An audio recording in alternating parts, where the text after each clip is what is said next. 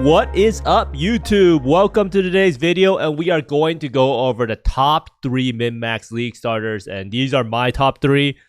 There are a lot of different builds you can min-max, and almost every single build can be min-max and made to do Ubers and trivialize all the game, and they all require a lot of upgrades. But these are the main builds that you see the most exponential increases in power, because a lot of these builds won't even be that great early game for single target. However, you spend enough time gearing it up, you spend enough time understanding how it scales, and it will be a build that will reach 100 million plus damage. Now, you never really need that much damage in the game. Now, this is Tai Killer's list for the best builds in the league. And what is going on? Venom Jar is number 15. We need to have a talk about that. But basically, as you can see, most of these builds, if you look at it, are non-crit. They're damage over time builds, or they're poison builds, or they're minion builds, or they're totem builds, or they're otherwise known as builds you would never want to fully play forever because the playstyle is not for everyone.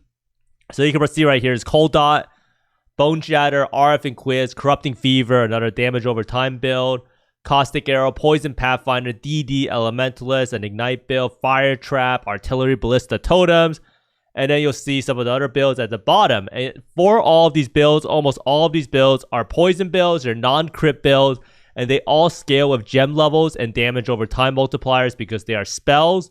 Now, the ones that have the infinite endgame scaling potential are the crit builds. They're the attack-based builds, purely because damage over time builds actually have a cap of DPS, I think around like 37, 38 mil because of some number problem in PoE.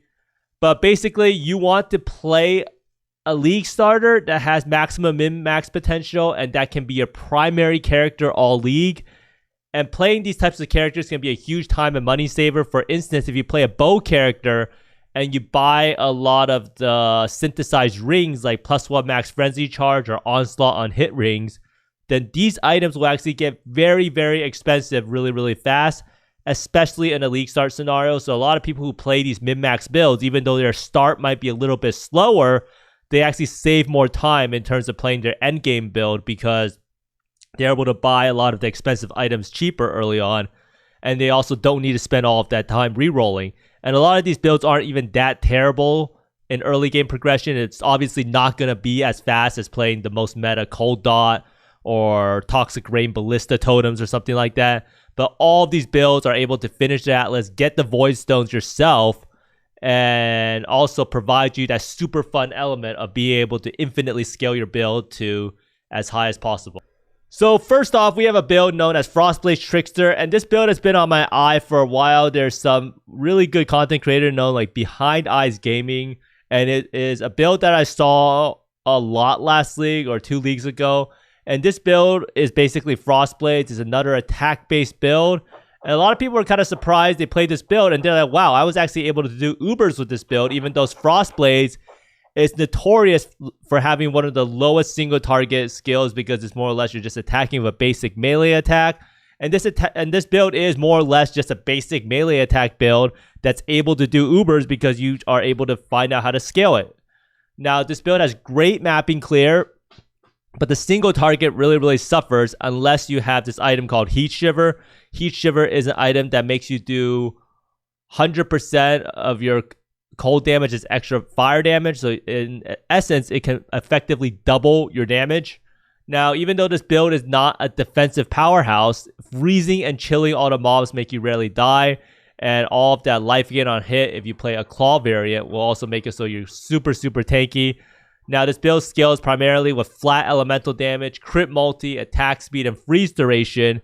Now, one of the misconceptions of a lot of people is that you can't freeze Uber bosses. However, with this build and using the freeze mastery from before, and this time around, there's not going to be the freeze mastery, so freezing Uber bosses will be a little bit harder.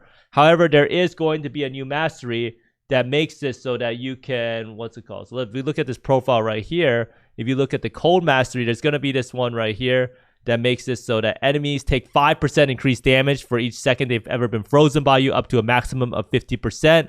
So this new mastery could theoretically grant up to 50% increased damage taken from the Uber bosses. Another thing about this build is you will notice right here, he has 2 things down here, and these are totems. Now, the main problem with this build is that it is extremely totem reliant for DPS. So when you do bosses, you have to put down both totems before you attack. Now, another thing that a lot of people think might work, perhaps, is that Vengeance Cascade has gotten changed. Now, this has not been confirmed at all. A lot of people say that no matter what, you still can't make it so that returning projectiles will hit the boss because it gets counted as the same attack. So you can't hit the boss with both the melee attack and the, the projectiles that shoot out. So we're not really sure if this change will make it so that the Frost Blaze can hit with both the melee hit and the projectiles, similar to Lightning Strike. But the main thing that this build really needs is probably a Vol skill, kind of like how Vol Lightning Arrow and Vol Ice Shot has. But as you can see right here, this profile, you can actually juice it up all the way from 70 to 77 million DPS. And this is without a fully optimized profile that I found online. And it really shows you that once you start getting that attack speed higher, you get the crit multi higher, you activate the heat shiver of the freeze threshold, you're going to be able to do insane amounts of damage and also be able to trivialize all of the Ubers while playing a build that is exceptionally strong at mapping while having great defensive potential, since everything's going to be chilled or frozen. Now, next up, we have Venom Gyre Deadeye. Now, Venom Gyre Deadeye is probably the League starter I'm going to be playing. Now, if you will see a common theme for all of these builds, is that all of these builds will be attack-based crit builds because they're just the best way of scaling damage. Now, this build received a huge buff on the tree. Currently, there is an additional projectile. So if you see right here, with multi-shot, attacks fire an additional projectile. Now, this build scales with additional projectiles. You can get more projectiles with a claw notable known as Fan of Blades. And the more projectiles you have, the more potential of shotgunning there is. And this is a Wave 30 simulacrum where the coasters just immediately evaporates. Now, this is a very, very unique playstyle. You have to use Whirling Blades, and the Whirling Blades triggers the Flame Wall on the Tornado. So that's why you see that there's so much stuff and so much visual clutter of projectiles going around. It's also a build that kind of benefits greatly from having the MTX because the base version of the skill looks really, really bad. Now, this build does require 0 gear to function and clear T16s to get all your Void Stones. In my practice runs in doing SSF runs, I was able to get all the way through the Void Stones of Steering Exarch and Eater of Worlds on just the 4-link with an Essence Crafted Claw. And in the end, you can definitely reach the levels of DPS to instantly phase all Uber bosses. If you can do Simulacrum, you can definitely do most of the Uber bosses. And not to mention, this build does allow us to transition to our next build, which is actually a bow build, if you like the bow playstyle, because I do think that most people, when they think of min-max builds, they think of Tornado Shot Deadeye. And the Cluster Jewels drastically boost DPS, and they also add projectiles. So if we actually look at the profile right here, this is my Venom Gyre early game pop, right? You see the damage is only around 6.7 mil, and this is a 2-cluster end game setup. So regularly you have 4.1 mil and the gear, but then if you min-max it fully all the way, Venom Gyre end game, you can look at the DPS goes all the way up to like 51 mil or 52 mil. And that's just the power of these builds that have nice scaling purposes, different ways to scale it. And this doesn't even account for additional projectiles. So that is why attack-based crit builds are the ones that you kind of want to scale the hardest, because it does have that highest potential of reaching the hundreds of millions of DPS. Now, lastly, we have Lightning Arrow, also known as Rain of Arrows or Tornado Shot Deadeye. Now, Rain of Arrows has always been the best way to level up a bow character. Yesterday, I did try leveling up a Lightning Arrow character, and it was surprisingly fast while doing all of the acts.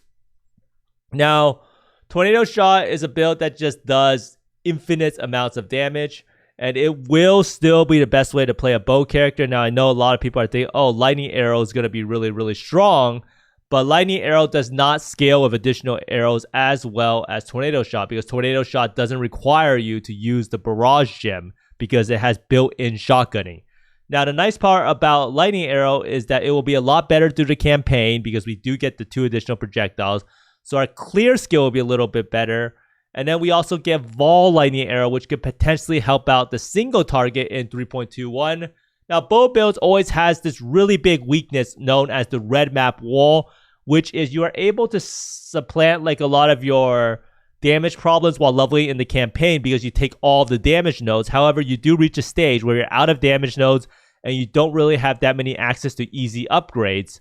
And another problem with the bow build compared to the Venom Gyre build is there is a huge recovery issue. You will see that you don't really have any life gain on hit. So the recovery build compared to the Venom Gyre Deadeye build is going to be a lot worse. And that's just something you have to deal with. Now this build does scale with additional arrows again. It scales with attack speed, it scales with crit multi, and it scales with getting as much flat damage on your bow as possible.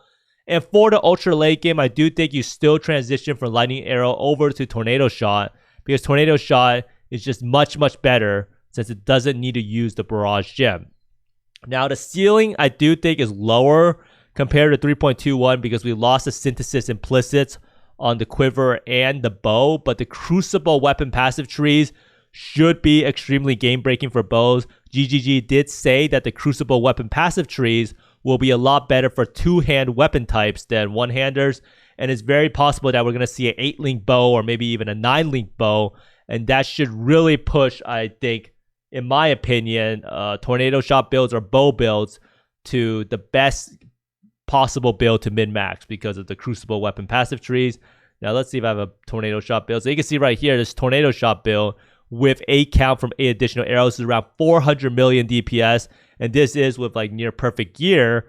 But this is why people play these endgame min-max builds. And the nice part about all of these builds is that these builds are not that bad through the campaign. They're not that bad through doing, what's it called, the storyline. They're not that bad through getting your Void Stones. And even if you struggle with the Void Stones a little bit, you can always buy a carry for the bosses. And all of these builds have the one aspect, which is they are very good at mapping, but they don't have the best defenses ever. You're never going to beat out an AFK build like Righteous Fire Juggernaut or Inquisitor, or beat out a Cold Dot build, which is super tanky. It's just not going to be like that.